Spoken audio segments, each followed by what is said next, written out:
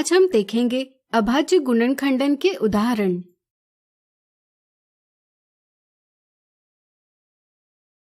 कक्षा में पहेलियों का खेल खेला जा रहा है। शिक्षक ने श्याम पट पर एक पहेली लिखी है। पहेली है, मैं 3 भिन्न भिन्न अभाज्य गुणनखंडों वाली सबसे छोटी संख्या हूँ, बताइए मैं कौन हूँ। इस पर अजय ने जवाब दिया 6, विजय ने जवाब दिया 105 और नम्रता ने जवाब दिया 30। आपके विचार में किसने सही जवाब दिया? आइए पहेली को एक बार फिर से पढ़ें। मैं 3 भिन्न भिन्न अभाज्य गुणनखंडों यानी प्राइम फैक्टर्स वाली सबसे छोटी संख्या हूँ, बताइए मैं कौन हूँ। यानी कि हमें ऐसी संख्या का पता लगाना है जो 3 भिन्न भिन्न अभाज्य गुणनखंडों वाली सबसे छोटी संख्या है। अब सबसे छोटी संख्या प्राप्त करने के लिए अभाज्य गुणनखंड भी छोटे होने चाहिए, लेकिन वे समान नहीं बल्कि भिन्न भिन्न होने चाहिए। इसलिए हम चुनेंगे 2, 3 और 5। सबसे छोटी संख्या पता करने के लिए आइए इनका गुणन करें। 2 गुना 3 गुना 5 का परिणाम है 30। इसलिए हम कह सकते हैं कि नम्रता ने सही जवाब दिया। अगला उदाहरण, 120 के सभी अभाज्य गुणनखंड ज्ञात कीजिए। किसी संख्या को उसके अभाज्य गुणनखंडों में व्यक्त करने की विधि कहलाती है अभाज्य गुणनखंडन यानी प्राइम फैक्टराइजेशन। आइए संख्या 120 का अभाज्य गुणनखंडन करें। इसके लिए हम गुणनखंड वृक्ष यानी फैक्टर ट्री या विभाजन विधि में से किसी भी विधि का प्रयोग कर सकते हैं। आइए यहाँ हम गुणनखंड वृक्ष विधि यानी फैक्टर ट्री मेथड का प्रयोग करें। सबसे पहले हम संख्या 120 के लिए ऐसा गुणनखंड युग्म यानी फैक्टर पेयर ज्ञात करेंगे जिनका गुणनफल 120 होगा। ऐसे कई युग्म हो सकते हैं, जैसे 4 और 30, 8 और 15, 5 और 24 इत्यादि। अगर आपको गुणनखंड युग्म पता करने में कठिनाई होती है तो आप विभाज्यता के नियमों यानी डिविजिबिलिटी रूल्स का उपयोग कर इन्हें आसानी से पता कर सकते हैं। वीडियो रोककर इन नियमों को जरूर पढ़ें। जैसे यहाँ संख्या 120 का अंतिम अंक 0 है, इसलिए यह संख्या 10 से विभाजित की जा सकती है। यानी कि 120 के गुणनखंड युग्म की एक संख्या होगी 10। दूसरी संख्या पता करने के लिए हम 120 को 10 से विभाजित करेंगे। इससे हमें युग्म की दूसरी संख्या प्राप्त होगी 12। जैसा कि आप देख सकते हैं 10 और 12 दोनों भी भाज्य संख्याएं यानी कंपोजिट नंबर्स है, इसलिए इन्हें भी हम इनके गुणनखंड युग्मों में व्यक्त कर सकते हैं और गुणनखंड वृक्ष आगे बढ़ा सकते हैं। क्या आप इनके गुणनखंड युग्म पता कर सकते हैं? सोचिए।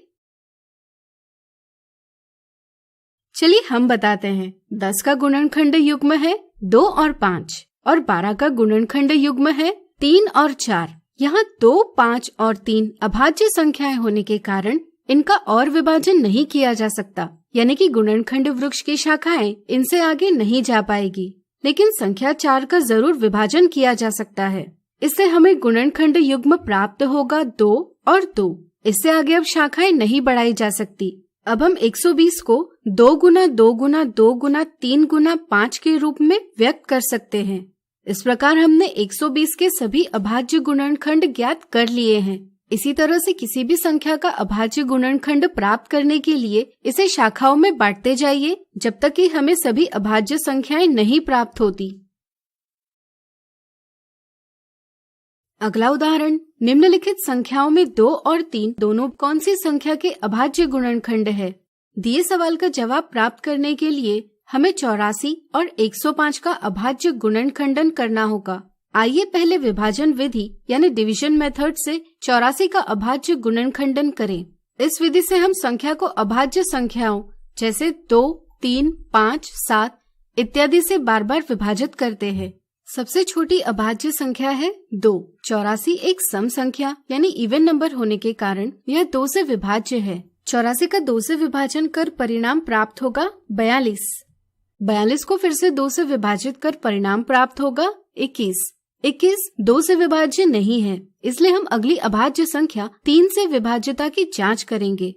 चूँकि 21 के अंकों का योग 3 है जो 3 से विभाज्य है, इसलिए 21 भी 3 से विभाज्य है। 21 को 3 से विभाजित कर परिणाम प्राप्त होगा 7। चूँकि 7 एक अभाज्य संख्या है, इसलिए हम इसे उसी संख्या यानी 7 से ही विभाजित करेंगे। अंतिम चरण में हमें 1 यह संख्या प्राप्त होगी जो दर्शाती है कि हमने 84 के सभी अभाज्य गुणनखंड प्राप्त कर लिए हैं।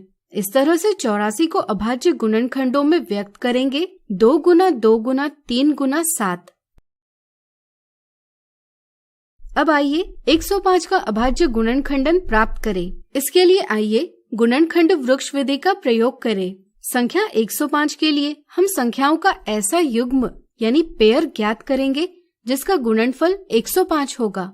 ऐसा एक युग्म है 15 और 7। इसी तरह 15 का गुणनखंडन युग्म है 3 और 5। चूँकि सभी शाखाओं के अंत में अभाज्य संख्याएं हैं, इसलिए अब हम कह सकते हैं कि 105 का गुणनखंड वृक्ष पूरा हुआ। इसी के साथ 105 को व्यक्त करेंगे 3 गुना 5 गुना 7 से। जैसा कि आप देख सकते हैं 2 और 3 दोनों संख्याएं सिर्फ 84 के अभाज्य गुणनखंडों में हैं, इसलिए दिए सवाल का जवाब है 84। आज हमने देखे अभाज्य गुणनखंडन के कुछ उदाहरण। अगले वीडियो में देखेंगे इससे जुड़ी कुछ मिथ्या धारणाएं और साधारण गलतियां।